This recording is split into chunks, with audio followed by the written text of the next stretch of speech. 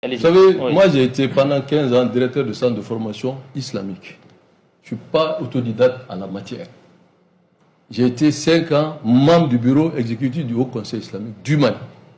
J'ai été pendant 5 ans directeur des émissions et des émissions sur des radios et des télés islamiques, notamment Dambé islamique et Nieta. Je sais de quoi je parle. J'ai une légitimité, j'ai une connaissance sans fausse modestie à la matière. Je ne suis jamais venu m'asseoir ici que je suis un journaliste. Mais ça, je connais. Donc, s'il y a un traitement religieux, vous avez donné votre avis, c'est votre droit. Mais si vous dites des choses qui sont des contre-vérités, on ne peut pas s'asseoir, vous laisser développer ça. Parce qu'on parle de faits religieux. Le monsieur a fauté. Ça, tout le monde sait que ce qu'il a dit, c'est inconcevable, c'est inacceptable. Personne ne peut le défendre sur ses propos. Maintenant, le fond de la question, c'est quoi? Vous avez parlé du Haut Conseil islamique du Mali. Mais on a vu ici le président du Haut Conseil islamique dire qu'il n'y a pas d'autorité au Mali. J'ai dit, je répète 3 fois, il y avait action publique. On a vu son fils ici traiter le prophète de l'islam de comédien. Donc arrêtez vraiment d'enflammer. Un dossier de justice, moi je ne me mêle pas. Mais j'observe, je vois les choses. Ce qui est condamnable, tout le monde a condamné. Même l'intéressé est sorti pour reconnaître que ce qu'il a dit est inacceptable. Maintenant, la justice fait son travail, je ne me mêle pas de ça. Mais il ne faut pas qu'il y ait 2 poids, 2 mesures. Il ne faut pas que vous venez vous asseoir parler des choses que vous ne connaissez pas.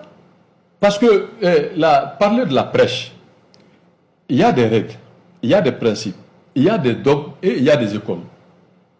Le monsieur a reconnu que la manière de dire, ce n'était pas approprié et il a manqué de tact. Et la manière qu'il a dit, il a même insulté. Ça, tout le monde est d'accord. On ne le défend pas sur ça. Maintenant, encadrer les prêches. Mais ce n'est pas les prêches seulement qu'on doit encadrer. On doit tout encadrer ici. On laisse les vidéomans insulter les gens, vociférer sur les gens. Moi, j'ai toujours dit qu'il faut un statut pour les religieux. Ça va régler le problème. Il faut un statut. Qui est chef religieux, qui doit prêcher. Alors, l'État même doit considérer la religion comme un facteur de paix, de vivre ensemble, de cohésion. Mais il ne faut pas qu'on voit des vidéomans au sol du pouvoir qui va même traiter l'ensemble des communautés qui sont en train d'étudier en Arabie Saoudite, à Médine, de les traiter des terroristes. Au vu aussi de tout le monde, il n'y a pas eu action publique. Alors, mais donc, nous pensons aujourd'hui qu'on fait violence sur nous-mêmes pour ne pas exacerber certaines questions. Parce que je sais de quoi je parle. C'est pour ça que moi, je n'ai jamais voulu sortir faire une vidéo sur la question parce que la religion, elle est très sensible.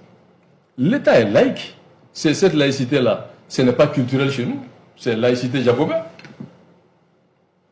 C'est laïcité-là, c'est laïcité jacobin. Et on a vu, les chefs religieux ont soutenu le pouvoir de transition pour faire voter la Constitution.